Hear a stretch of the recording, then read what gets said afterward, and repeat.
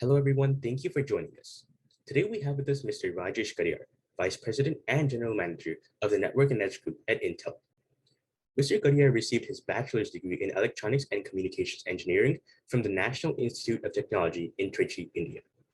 Mr. Gadiyar then moved to the US to pursue his master's degree in Business Strategy and Product Management at UCLA's Anderson School of Management. Mr. Gadiyar leads Intel's growth in 4G, 5G, network infrastructure, and edge computing with strong business success. Today, Mr. Gadiyar will be sharing with us the advice he would give to high school students interested in pursuing a career in STEM or IT. So let's start off, Mr. Gadiyar. Can you please explain to us what edge computing is and how it is currently being used in our society today? Yeah, Abhinav, first of all, it's a real pleasure to be here with you, talking to you. I actually, do a lot of these panels and interviews, but typically it's with a technical audience. So for me, this is, it's great to sort of like see the energy and be able to talk to a younger audience. So thank you for having me on this panel. So let's talk about edge. The simplest way to perhaps describe edge is it's a cloud computing that's brought closer to where the application is or where the data is. And so what does that mean? So let's talk about that, maybe double click on that a little bit, right? So as you know, today, most applications, either they run on your small device, like a phone or your gaming console, and then invariably it talks to something in the cloud. So something that's probably running in Amazon or Microsoft or Google or one of the cloud service providers. And while that works great, there is a new category of applications that is emerging that requires higher performance and better quality of service.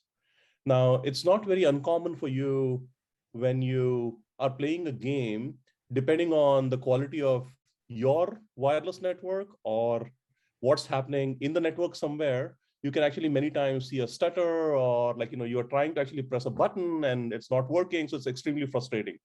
So the idea with edge computing is, can you actually, instead of like taking all the transactions and talking to the cloud, can you actually bring some of that computing closer to where your application is? So in this case, actually cloud gaming service, right? And so where would that be? That cloud could be very close to you in an AT&T's data center or Verizon data center, or it could even be, if it's a company like Intel, it could even be on premises. And the idea is, by doing that, now you can actually do provide a better quality of service, and you can do the same computing much faster and with a lower latency, and thereby enhancing the users, whoever the user is, in this case, cloud gaming service, but it could be an autonomous car. Just imagine actually what happens if the autonomous car is sort of like struggling to get a good connection, right? And it's not able to get good data. So your car might stop somewhere, or an industrial robot, which is actually highly time sensitive, and it's sort of like struggling to get connectivity. So the idea is actually better connectivity and bringing the computing closer to where the application is and where the data resides. So that's basically edge computing. Okay, yeah, that's very interesting to know. Yeah. And in terms of 5G, we've been hearing a lot about 5G in the news. So can you please explain to us, just what 5G is and its technological impact on our day-to-day lives? Yeah, that's a great question, because there is so much buzz about 5G. I have been associated with wireless computing for a while. Actually, I started back in the 2G, 2.5G, which was called GPRS days. And I've seen the evolution to 3G, 4G, which is called LTE, and now 5G. And there is already a lot of talk about what 6G would look like. And there's some early work that started on 6G in standard circles. So let's talk about 5G. So simply stated, 5G is 10 to 100 times faster, 10 times lower latency, and it has some other interesting capabilities. And I'll tell you in a second what those capabilities are. But let's first talk about the 10 to 100 times faster. So what does that do to you? If you're downloading a Netflix movie, you can do it like 10 times faster. So what used to probably take like a few seconds to or like a few minutes to download a movie now can be done in less than a minute, perhaps like in a few seconds, right? So that's how fast 5G is.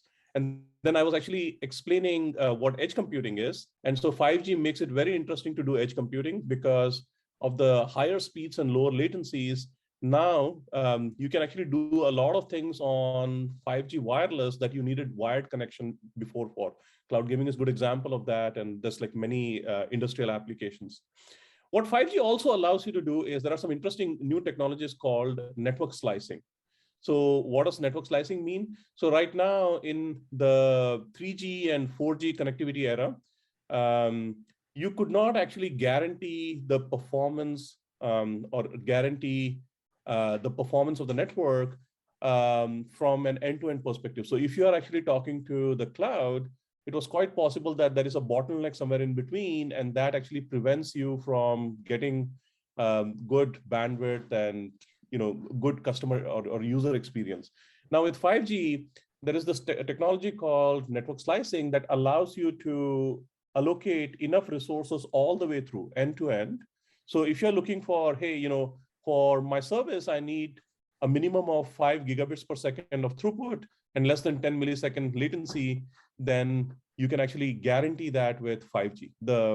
The protocols and the technology is actually built into 5G. So that's one sort of like big advantage.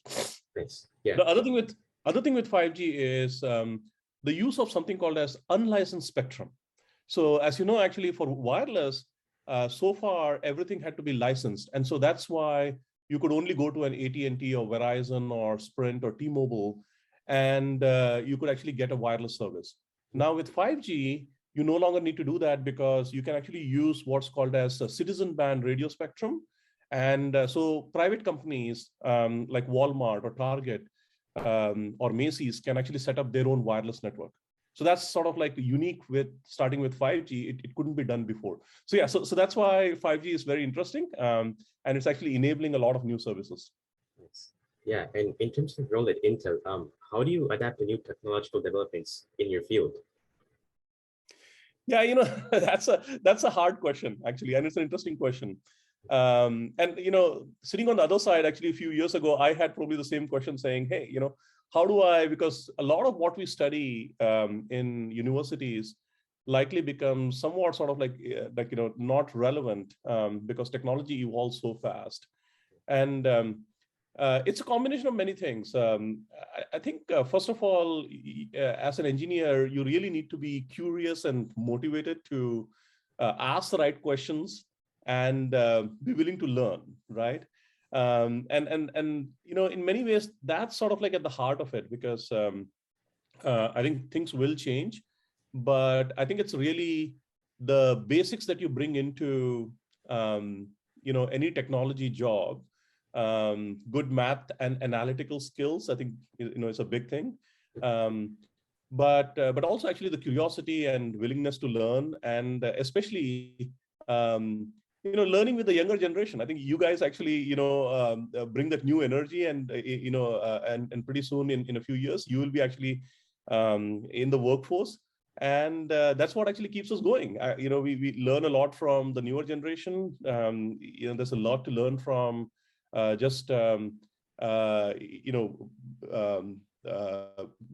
Interacting with other scientists and engineers. So yeah, so I think, but it's really the ethics of the work. It's really the basics that are so important. Yeah. And on the same topic, what are some strengths or qualities needed to become successful in IT? Yeah, I think on the technical side, it's really math and analytical skills. I think those are important. On the soft skills side, it's really the curiosity, the willingness to learn, the willingness to ask questions, the willingness to dig deeper. And then I really think one attribute that's probably not spoken so much is how you work with people. I think that is super important because, like we talked about earlier, there is always a learning aspect of things, right? So there is a learning attribute. There is always, no matter what you do, and I know in schools and colleges we talk about teams, and you'll see that when you're actually in a work environment, how you work in a team is super critical as well, and that more than anything else, I think there's a lot of brilliant people in the workforce, right? So you will actually, I bump into people that are super scientists, right? I mean, they are brilliant, but I think what makes a project really successful, what makes a company successful, is the culture of that company, and more importantly, how a leader really institutes that culture, and how the team works together. Nobody knows it all. Nobody can actually build a complex product like a computer chip, and it's really like in our case, when you build a computer chip, there is like 10,000 or more people that actually contribute to one chip that looks like that big. And so for the ability of these 5,000, 10,000 people to really come together on a complex project and make it work, that's sort of like a very important attribute as well. So these are some of the things that come to top of my mind. Yeah, yeah. And again, in terms of your work at Intel, what role does Intel play in the development of artificial intelligence and AI? Yeah, artificial intelligence is AI is actually very pervasive right now. It's actually touching every aspect of our life, right? And so some examples of this are, we see AI in from video processing, intelligent ad insertion, to we see AI in, if you're driving a car these days, like whether it's Tesla or some car, right? Like there's a lot of AI built into it, because you're doing sort of like computer vision, and you're continuously analyzing data. And it's not just about analyzing the data, but it's like the decisions that you take. In AI, there are actually two paradigms. There is something called as training, and then there is something called inferencing. So what training means is you have a lot of historical data, and you take the data and you apply it to a mathematical equation, and you build a model. So that's called as a trained model. So let's say in the case of Tesla, you have a set of mathematical equations, and you are actually feeding the data for the last year or 2 years, petabytes and petabytes of data. And you create a trained model which knows, if I'm driving, what do cones look like, right? What does a green light look like? What does a bicycle look like? What does a dog look like, right? So that's called a trained model. And then you, in the real time, when the car is actually driving, you actually feed the data and test it against the trained model. And this is called inferencing, because now you're trying to derive intelligence out of it and make decisions in real time, right? And so this has to be very fast, because you're driving at 75 or 80 miles per hour, and you have to make those decisions that in this case, actually, it's a matter of life and death, because you're actually driving a car at 75 miles an hour. So you asked the question, what is Intel doing? So Intel actually thinks about AI as pervasive and touching all aspects of our life. So we are actually building AI as a fundamental foundational capability in all of our CPUs. There is a lot of software component involved, but because of how critical it is, that the time element, how fast it needs to be, how much data needs to be processed, it has to be actually built very close to silicon, with a lot of silicon capabilities. So you can actually process the data efficiently, effectively, and drive those AI decisions. And so that's what we do. We do a lot of like silicon capabilities, new features. The silicon, the CPUs that we have in the market today are already built with a lot of AI capabilities. And then we actually build a lot of software working with other companies and partners like Google and so on. So yeah, so it's a big domain. And I can tell you, actually, we're just scratching the surface. There is a long, long way to go in terms of where AI will take us over the years. Yeah. And finally, what advice would you give to, high school students interested in pursuing a career in STEM or IT? I would say actually have a lot of fun. So, I think everybody that I talk to, including yourself, you are bright, and you are the future of tomorrow. And I have no doubt, you will gain all the technical skills.